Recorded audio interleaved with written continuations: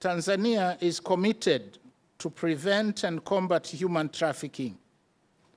And over the years, there has been significant progress in identifying and addressing many socio-economic, cultural, and political factors that make people vulnerable to human trafficking.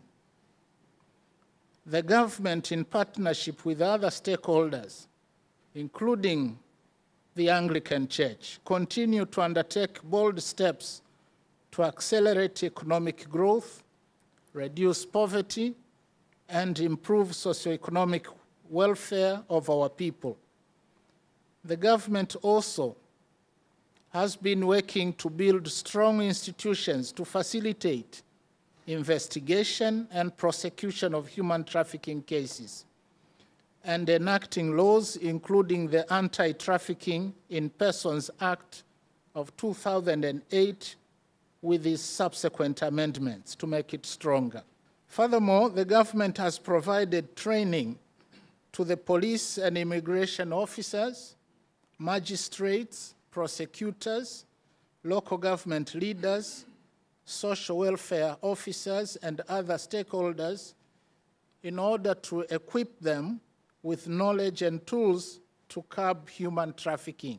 And to complement these efforts, in 2011, the government formed the National Committee to Prevent and Combat Illegal Trafficking in Persons and established the Anti-Trafficking Secretariat.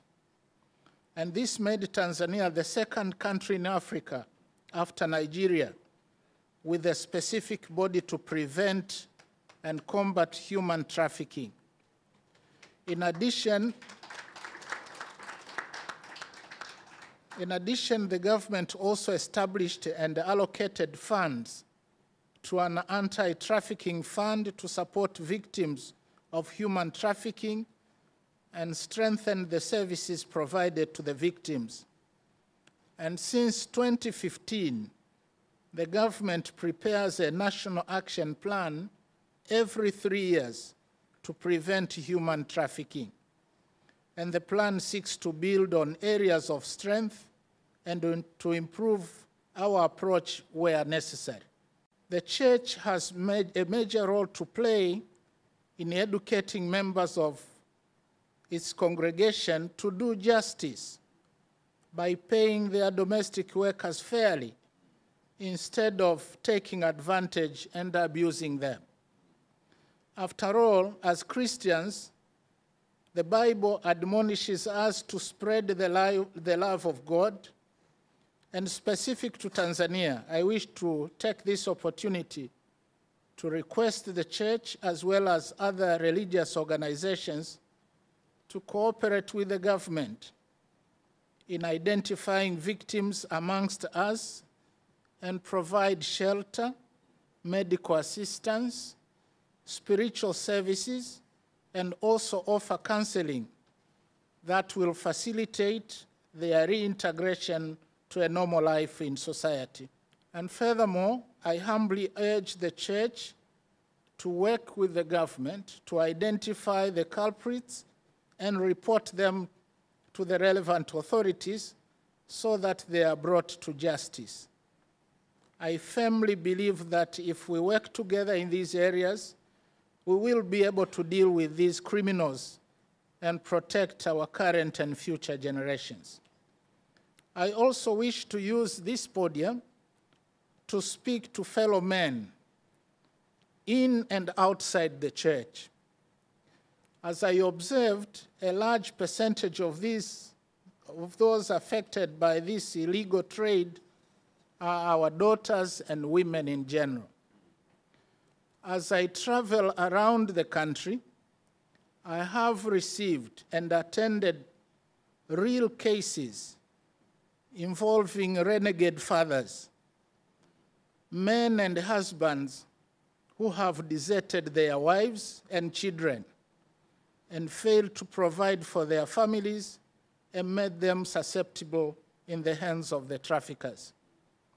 And in addition, family disputes, acts of cruelty and violence against children and women in most cases are perpetuated by men again, which make our women and children vulnerable in the hands of the traffickers. I wish to use this forum to strongly urge all men to man up. Please, please protect our mothers and children and provide for them. Do not run away from them. Your Excellency, Tanzania has been chosen to host this consultation because of the following reasons.